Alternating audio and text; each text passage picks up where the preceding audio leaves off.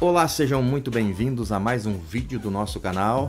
Estávamos ansiosos por este dia, para compartilhar mais um pouco da palavra do Senhor, uma meditação, uma reflexão, uma palavra de motivação. É para você que está nos assistindo. Querendo lembrar antes, você que ainda não é inscrito no nosso canal, inscreva-se, deixe o seu like, compartilhe este vídeo com o maior número de pessoas para que mais pessoas possam chegar a um conhecimento, como nós estamos chegando, referente à palavra do Senhor e aos ensinamentos que são ensinamentos milenares, ensinamentos eternos, Muito bem, meus amigos. Hoje nós vamos trabalhar um tema que está ligado à segurança. E uma pergunta muito interessante que nós fazemos: em que nós estamos depositando a nossa segurança ou em quem nós estamos depositando a nossa segurança? Nós veremos neste vídeo de hoje 5 expressões ou termos que dão significado à nossa segurança. Pegue a sua caneta com o seu bloquinho de anotações ao lado para não perder nenhuma parte interessante, que nós teremos muitos pontos que eu posso considerar super interessante no vídeo de hoje. E eu gostaria, nesse momento, junto com você, de fazer a leitura de um texto que nós encontramos na Bíblia Sagrada, que está lá no segundo livro de Samuel, capítulo de número 22, versículo de número 3. Nos diz assim a palavra do Senhor: Deus é o meu rochedo, nele confiarei, o meu escudo e a força da minha salvação, o meu alto retiro e o meu refúgio.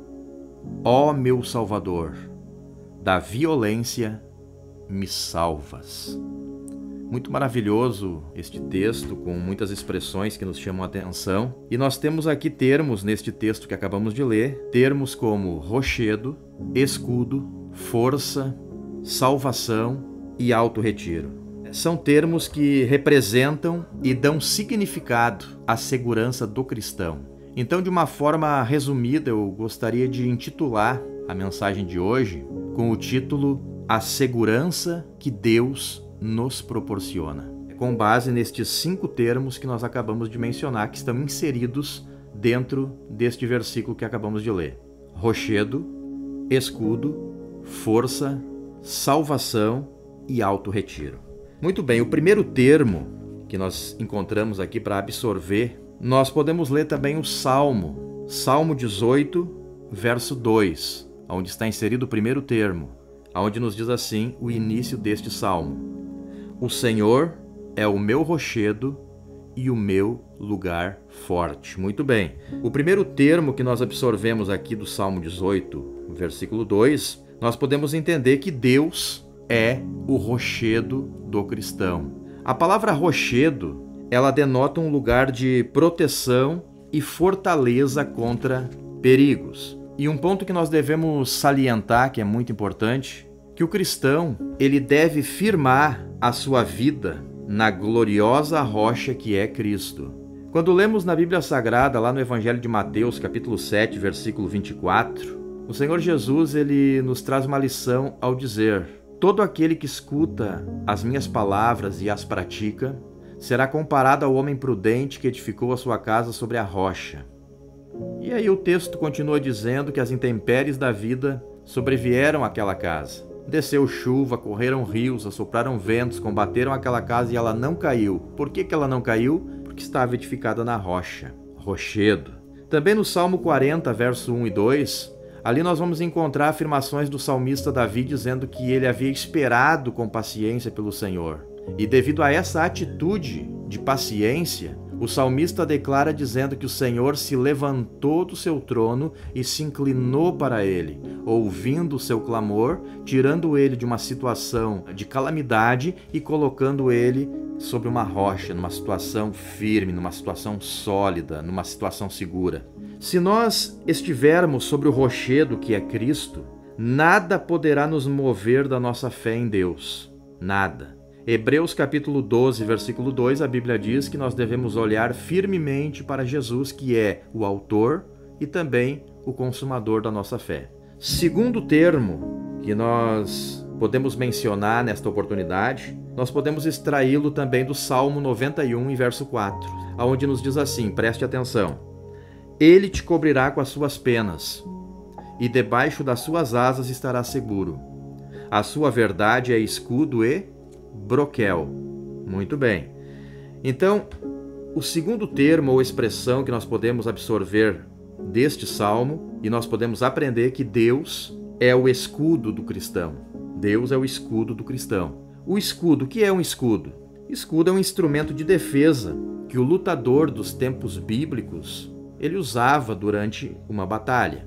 É interessante que no Salmo 91, este que lemos, é mencionado duas expressões, escudo e broquel. O que é broquel? Broquel é como um anti-escudo, ou seja, o broquel também é um escudo.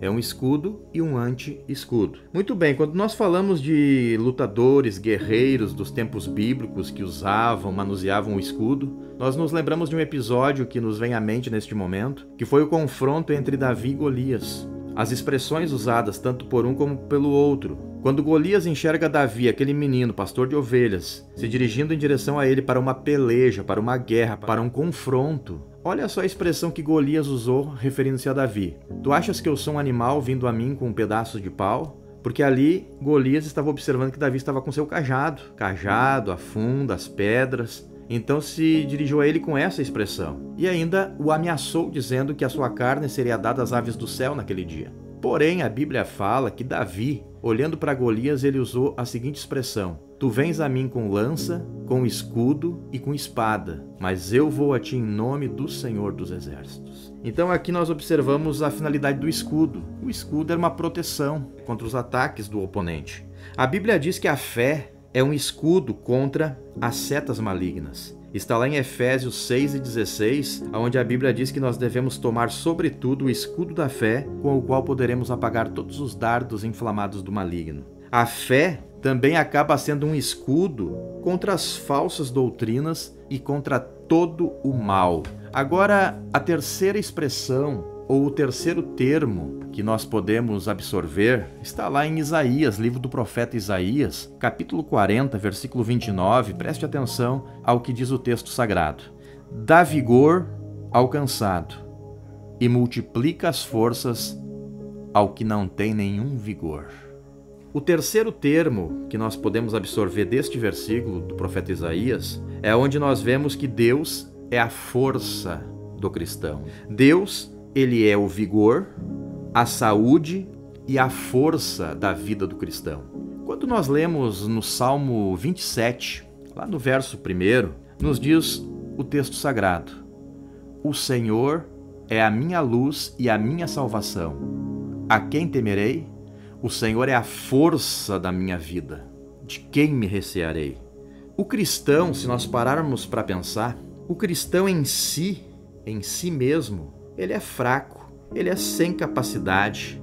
Porém, tem um detalhe: o vigor do cristão, a capacidade do cristão, ela vem de Deus. Mas de que maneira nós somos capacitados? De que maneira nós somos fortalecidos? Quando nós lemos a resposta de Jesus, após aquele jejum de 40 dias e 40 noites lá no deserto, no final do jejum, quando o inimigo chegou-se a ele tentando sobre a questão do pão para saciar a sua fome, se ele era filho de Deus, fazendo com que as pedras se transformassem em pães, o que nos chama a atenção foi a resposta de Jesus em Mateus 4:4, quando Jesus falou: nem só de pão vive o homem, mas de toda palavra que procede da boca de Deus. Então aqui está a resposta. De que maneira somos capacitados, de que maneira somos fortalecidos? Alimentando-nos com a palavra de Deus. Com essa força de Deus, poderemos enfrentar todos os reveses e todos os gigantes que se levantarem contra nós. Gigantes, sim, gigantes tais como o gigante da dúvida, o gigante do medo, o gigante da angústia, o gigante da depressão, o gigante da ansiedade e tantos quantos outros gigantes se levantarem. Nós poderemos vencê-lo, desde que entendamos que a nossa capacidade, a nossa força, o nosso vigor vem de Deus. A quarta expressão, o quarto termo, nós podemos também absorver lá da carta de Paulo a Tito, em Tito, capítulo 2, versículo 11, onde nos diz assim: porque a graça de Deus se há manifestado, trazendo salvação a todos os homens. Então aqui o quarto termo que nós absorvemos deste texto é que Deus é a salvação do cristão. Salvação aqui significa ser isento da morte. A morte, tem um detalhe muito importante que nós devemos entender, ela pode derrotar o corpo, mas para a nossa alma, Deus é a salvação. 1 Pedro, capítulo 1, versículos 7 a 9, preste atenção ao texto sagrado. Para que a prova da vossa fé, muito mais preciosa do que o ouro que perece e é provado pelo fogo, se ache em louvor e honra e glória na revelação de Jesus Cristo, ao qual não o havendo visto o amais, no qual não o vendo agora, mas crendo, vos alegrais com gozo inefável e glorioso, alcançando o fim da vossa fé, a salvação da alma. Salvação. Salvação também significa escapar de um perigo iminente. Salmo 91, verso 3 diz assim: Ele te livrará do laço do passarinheiro e da peste perniciosa. Agora olha só o detalhe do Salmo 124, versos 7 e 8. A nossa alma escapou como um pássaro do laço do passarinheiro. O laço quebrou-se e nós escapamos. O nosso socorro está em o nome do Senhor, que fez os céus e a terra.